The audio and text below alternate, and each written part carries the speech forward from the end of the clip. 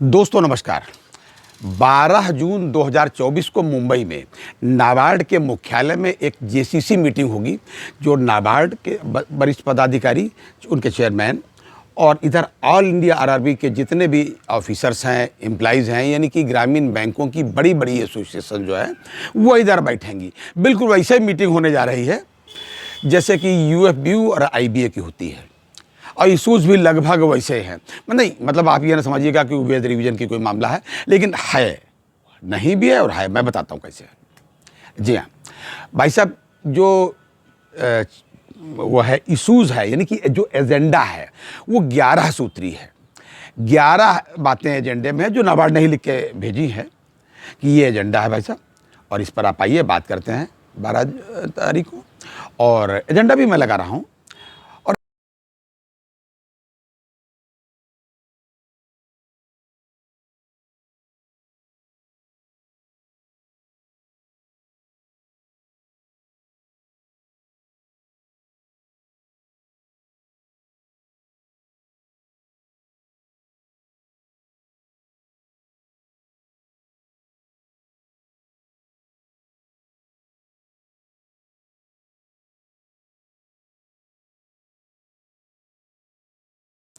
और एजेंडा में कई तमाम सारी बातें हैं।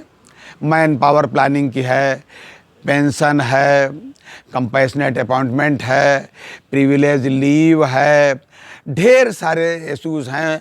लेकिन 5वें नंबर पर सबसे महत्वपूर्ण जो इशू है भाई साहब, वो है 12th wage revision as it is, जैसा कि स्पॉन्सर बैंक में, अन्य कमर्शियल बैंक्स में लागू हुआ है, एज इट इज़ उसको लागू करना, ये भी प्रमुख एजेंडा है।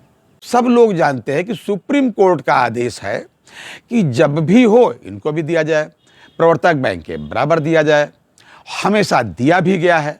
लेकिन एक उनका कम्प्रहेंसिव ऑर्डर जो आईबीए को जारी करना है वो नहीं करते। पता नहीं क्यों नहीं करते, ये मुझे भी नहीं पता। जब वो जारी करते हैं तब वो एसबीआई और सभी कमर्शियल बैंक से लिख देते हैं पार्टीज़, जबकि पार्टीज़ में एआईबीओसी के एफिलेटी के रूप में all India RRB officers federation के जनरल सेक्रेटरी श्री सज्जन कुमार पाल जी ने भी हस्ताक्षर किए थे यूएफबीयू की तरफ से एआईबीओसी के प्रतिनिधि होने के नाते। लेकिन खुद उनकी बैंक यानी कि आरआरबी में लागू नहीं हुआ। लेकिन खैर, ये 12 तारीख को जो मीटिंग हो रही है, मैं समझता हूँ कि प्रमुख यही बातें उसमें होंगी। होने को तो प्रिविलेज लीग भी है, कंपैशनेट अपॉइंटमेंट भी है। देखिए, कंपैशनेट अपॉइंटमेंट पे मामला ये है कि इनके यहाँ जो बैंकों में होता है कि साहब 55 साल तक की उम्र का मामला है, तो इन्होंने ये बात रखी है कि साहब 55 और 60 के बीच में जब किसी की डेथ होती है तो उनको भी इसमें शामिल किया जाए। इस तरीके की तमाम सारी बातें हैं। पेंशन एक इशूज़ है। अच्छा, पेंशन अपडेशन की बात नहीं हो रही यहाँ पर। यहाँ पर भाई साहब माफ़ कीजिएगा, पेंशन अपडेशन का मामला नहीं है। यहाँ पर मामला ये है कि ग्रामीण बैंकों में जो पेंशन लागू हुई वो 1 अप्रैल 2018 से लागू हुई। पहले पेंशन वहाँ नहीं थी, सुप्रीम कोर्ट के आदेश से लागू हुई। जब आदेश से लागू हुई तो भैया रिटायरमेंट का नियम ये होता है कि जब आदमी रिटायर हो उसी दिन से उसको पेंशन दे दो। ये हुई रिटायरमेंट के डेट से पेंशन। यही एक अदद मामला वहाँ फंसा हुआ है। इस पर मुकदमे भी चल रहे हैं, तो ये नाबार्ड के साथ मीटिंग भी हो रही है। खैर, ये सब बातें हैं।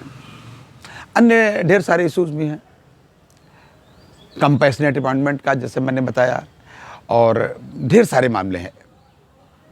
मैन पावर प्लानिंग का मैं बता ही चुका हूँ।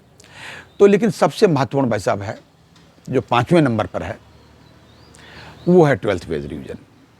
और मुझे लगता है, जैसा कि है भी और मैं समझता हूँ और होगा भी यही भाई साहब, कि इस मीटिंग के बाद, यानी कि 12 तारीख की मीटिंग के बाद नाबार्ड एक सभी आरआरबीज को परिपत्र जारी करेगा कि साहब इनको दे दिया जाए। अरे भाई, आईबीए ही जारी कर देता तो कौन सी आपत्ति थी? आईबीए के मेंबर हैं, आईआईबी की एग्जामिनेशन देते हैं, सारी चीज़ें एट पार है, लेकिन नहीं किया।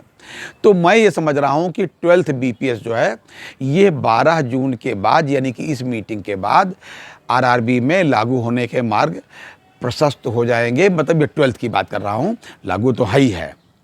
हो सकता है कि जून में ही आदेश भी आ जाए। तो ये खुशखबरी होगी आरआरबी वालों के लिए कि बहुत देर से ही सही, लेकिन उनको जून में 12th बीपीएस मिल जाने की पूरी संभावना है। ये था आज तक का अपडेट।